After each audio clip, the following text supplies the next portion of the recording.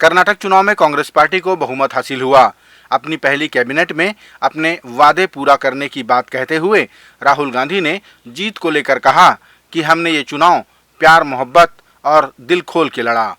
इसीलिए कर्नाटक की जनता ने दिखा दिया कि मोहब्बत इस देश को अच्छी लगती है। उन्होंने कहा कि यह जीत कर्नाटक की जनता की जीत है। कांग्रेस पार्टी कर्नाटक में गरीबों के साथ खड़ी हुई। हम गरीबों के मुद्दों पर लड़े और मुझे सबसे अच्छी बात यह लगी कि हमने नफरत से, गलत शब्दों से ये लड़ाई नहीं लड़ी। हमने मोहब्बत से, प्यार से, दिल खोल के ये लड़ाई लड़ी और कर्नाटक की जनता ने हमें दिखाया कि ये देश मोहब्बत इस देश को अच्छी लगती है। छत्तीसगढ़ अनियमित कर्मचारी संघ ने छत्तीसगढ़ सरकार पर दोहरी नीति अपनाने का आरोप लगाया। संघ के प्रांतीय संयोजक गोपाल प्रसाद साहू ने बताया कि सरकार अनियमित कर्मचारियों से वादा खिलाफी करते हुए नौकरी तिहार मना रही है। अनियमित कर्मचारियों के बीच अब नौकरी से निकाले जाने का भय व्याप्त हो गया है। इन सब विषयों को लेकर संघ ने 21 मई को सहयोगी संघों के पदाधिकारियों की एक बैठक बुलाई है। वर्तमान कांग्रेस सरकार ने सत्ता में आने के पूर्व प्रदेश के अनियमित कर्मचारियों को प्राथमिकता के आधार पर 10 दिन में नियमित करने का वादा किया और अपने घोषणा पत्र के बिंदु क्रमांक 11 और 30 में अनियमित कर्मचारियों को नियमित करने, किसी की नहीं छटनी करने और शोषण ठेका बंद करने की बात कही। लेकिन इसके विपरीत प्रदेश के 10,000 से अधिक अनियमित कर्मचारियों को बाहर का रास्ता दिखा दिया गया है। इनकी न्यूनतम वेतन 8 साल से वृद्धि नहीं की गई है। संविदा वेतन 4 साल से नहीं बढ़ाया गया है और इन अनियमित कर्मचारियों के नियमितीकरण के बारे में सरकार किसी प्रकार की फैसला नहीं रही है, जिससे प्रदेश के लाखों अनियमित कर्मचारी अपने आप को ठगा महसूस कर रहा है। मैं आपके माध्यम से माननीय मुख्यमंत्री महोदय से आग्रह करूंगा कि निकाले गए कर्मचारियों की बहाली करें और नियमित भर्ती को तत्काल बंद कर प्रदेश के इन अनियमित कर्मचारियों के नियमितीकरण की प्रक्रिया शीघ्र प्रारंभ करें। मुख्यमंत्री भूपेश बघेल ने कर्नाटक में भारतीय जनता पार्टी की हार को प्रधानमंत्री नरेंद्र मोदी की हार कहा।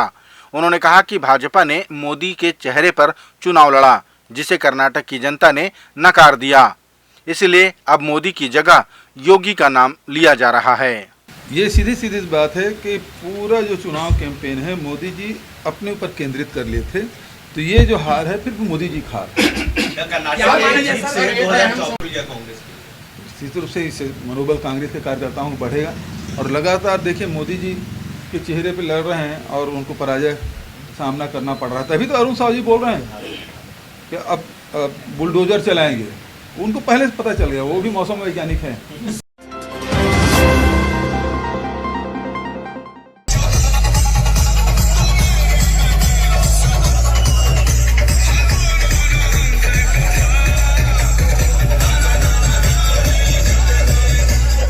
कर्नाटक राज्य जीतने की खुशी में कांग्रेस पार्टी पूरे देश में जश्न मना रही है।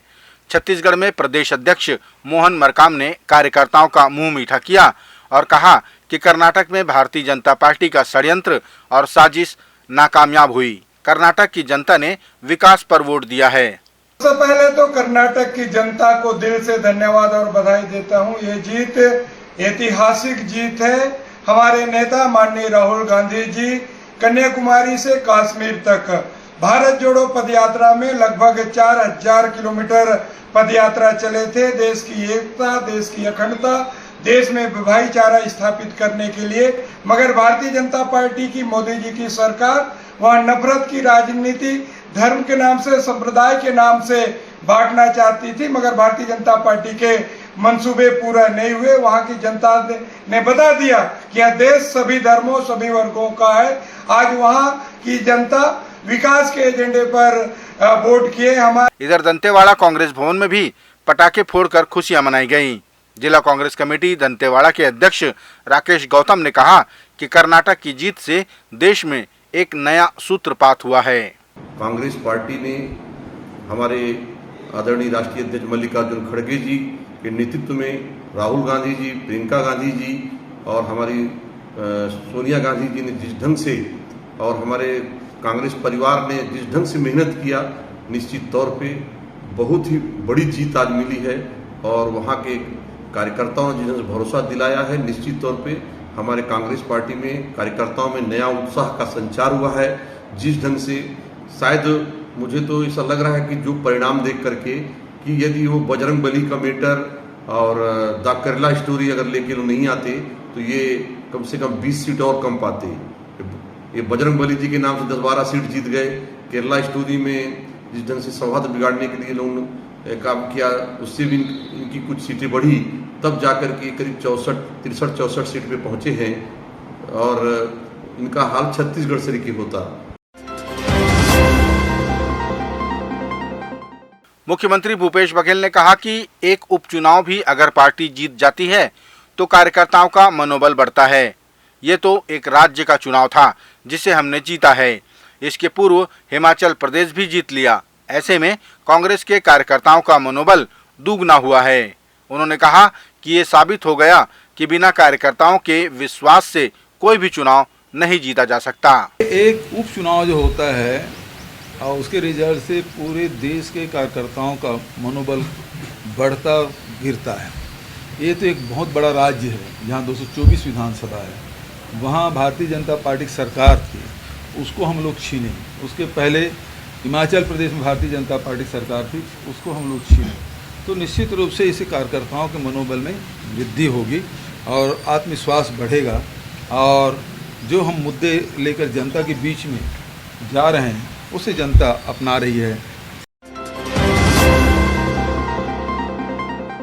छत्तीसगढ़ भारतीय जनता पार्टी के प्रवक्ता दीपक मस्के ने छत्तीसगढ़ में शराब और चावल घोटाले का हवाला देते हुए नैतिकता के आधार पर मुख्यमंत्री भूपेश बघेल से इस्तीफे की मांग की है। मस्के ने कहा कि जिस सार्वजनिक वितरण प्रणाली की प्रशंसा पूरे देश में होती थी, उसे घोटाले की भेंट चढ़ा दी कांग्रेस सरकार ने। चावल घोटाले में 600 करोड़ का घोटाला सामने आया है।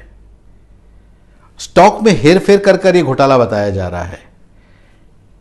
खाद्य मंत्री अमरजीत भगत ने स्वयं स्वीकार किया है विधानसभा में, और अन्य राशन को जोड़ें तो ये घोटाला करीब 5000 करोड़ के घोटाले तक पहुंच जाता है। घोटालों पर घोटाले, घोटालों पर घोटाले। आपकी सरकार भूपेश जी अक्षम साबित हो चुकी है। कभी कोयला घोटाले की बात आती है, तो कभी शराब घोटाले की बात आती है, कभी जमीन घोटाले की बात आती है। आखिर ये घोटाले कब रुकेंगे? जनता ने आप पर विश्वास किया था, उनका सब्र और विश्वास पूरी तरह टूट चुका है।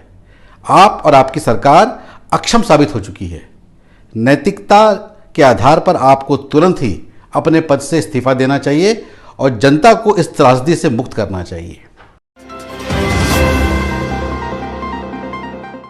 छत्तीसगढ़ के मुख्यमंत्री भूपेश बघेल ने कहा कि कर्नाटक के नतीजों से साफ हो गया है कि जनता अब अपने मुद्दों पर वोट डालने लगी है। मुख्यमंत्री ने कर्नाटक के साथ हिमाचल का भी उदाहरण दिया। उन्होंने कहा कि जनता को आज सिर्फ घोषणाएं नहीं चाहिए, उन्हें महंगाई मुक्त देश चाहिए, रोजगार के अवसर उपलब्ध कराने वाली सरकार चाहिए। जनता अब अपने मुद्दों पर वोट डालना शुरू की, चाहे हिमाचल प्रदेश आप देख लीजिए, चाहे वो कर्नाटक देख लीजिए। हम ठीक ढंग से यदि जनता के बीच में जाके जनता के मुद्दों को उठाएं तो जनता हमसे जुड़ती दिखाई दे रही है, जो दोनों राज्यों हमको दिखाए। Thank you. Chhattisgarh Bharatiya Janata party के अध्यक्ष अरुण साव ने विश्वास दिलाया कि छत्तीसगढ़ में बुलडोजर चलेगा और जरूर चलेगा। उन्होंने प्रधानमंत्री को लेकर कहा कि आम आदमी के दिलों में नरेंद्र मोदी ही हैं, क्योंकि उन्होंने देश का चहुमुखी विकास किया। आज आम जनता को महंगे इलाज से राहत मिली है, इसलिए जन जन के दिलों में नरेंद्र मोदी ही हैं। माननीय नरेंद्र मोदी जी आज न केवल भारत देश के बल्कि दुनिया के सबसे बड़े नेता हैं, सबसे लोकप्रिय नेता हैं। आज नरेंद्र मोदी जी आम लोगों के दिलों पर राज करते हैं। जिस प्रकार से गरीब कल्याण की योजनाएं पिछले 9 सालों में नरेंद्र मोदी जी ने देश में चलाई है, आम लोगों के दिलों में आज नरेंद्र मोदी जी के लिए बड़ा स्थान है। हमारे सर्वमान्य नेता हैं, सबसे लोकप्रिय नेता हैं। और जहां तक बुलडोजर की बात है, तो छत्तीसगढ़ में जिस प्रकार के हालात हैं, जिस प्रकार से छत्तीसगढ़ में अपराध बढ़ा है, जिस प्रकार से भ्रष्टाचार बढ़ा है, जिस प्रकार से धर्मांतरण का खेल हो रहा है, जिस प्रकार से माफियागिरी हो रही है, तो निश्चित रूप से जिहादी और अपराधियों के ऊपर छत्तीसगढ़ में भी बुलडोजर चलेगा और ज़रूर चलेगा।